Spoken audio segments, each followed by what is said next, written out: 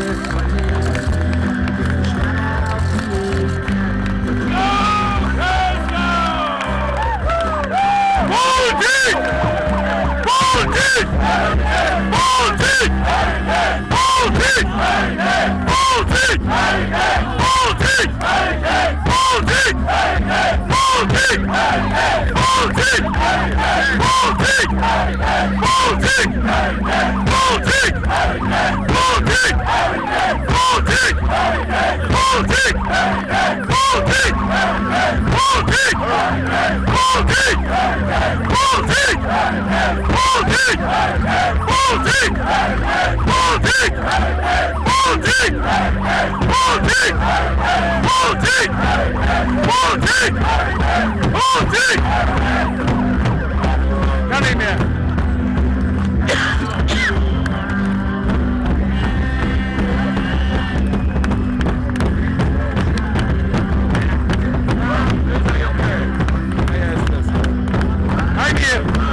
Good job.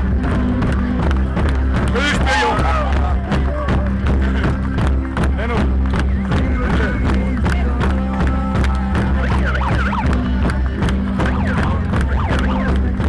Super, Mädchen, super! Super, Mädchen, super! Super, Mädchen, super! Super, Mädchen, super! Adrian, good job.